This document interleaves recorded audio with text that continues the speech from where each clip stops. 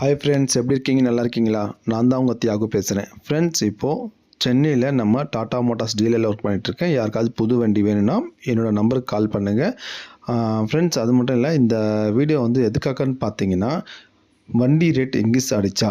ஆமாம் ஃப்ரெண்ட்ஸ், அதாவது நம்ம ஜூலை 1 வண்டியோட ரேட்டு பார்த்திங்கன்னா ஒவ்வொரு வண்டிக்கும் ஒரு குறிப்பிட்ட விலை வந்து ஏறி இருக்குது. ஓகேங்களா?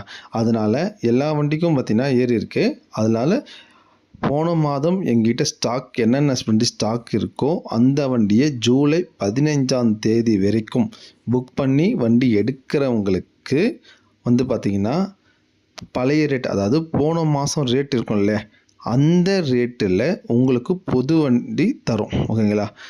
அதனால் அது பழைய வண்டிலாம் இல்லை, போன மாதம் நாங்கள் அடிஷ்னலாக ஸ்டாக் வாங்கி வச்சுருப்போம் இல்லையா, அந்த ஸ்டாக்கை உங்களுக்கு பழைய ரேட்லேயே நாங்கள் தரோம். அதனால் வண்டி ரேட் இன்க்ரீஸ் ஆகிடுச்சின்னு சொல்லி வருத்தப்பட வேண்டாம். ஜூலை 15 வரைக்கும் நமக்கு டைம் இருக்குது. அதனால் முன்கூட்டியே நீங்கள் வண்டியை புக் பண்ணி இங்கே எடுத்திங்கன்னா உங்களுக்கு லாபம்.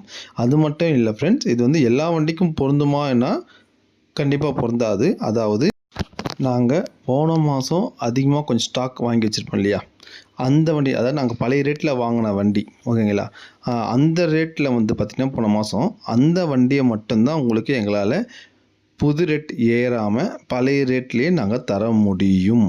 ஓகேங்களா? அதனால் நீங்கள் குறிப்பிட்ட ஏதாவது ஒரு வண்டி கேட்குறீங்கன்னு வைங்க, அந்த வண்டி எங்ககிட்ட போன மாதம் ஸ்டாக் இல்லை, கிளியராக இருந்ததுனால் அந்த வண்டி எங்களால் தர முடியாது.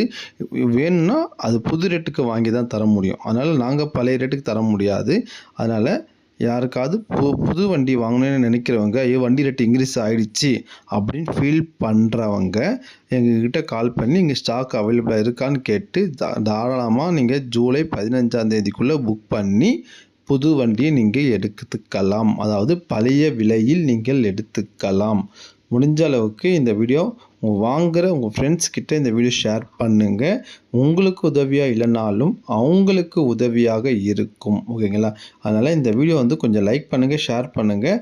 முக்கியமாக கமெண்ட், ஏதாவது டவுட்டுன்னா தாராளமாக எனக்கு கமெண்ட் பண்ணுங்கள். ஓகேங்களா?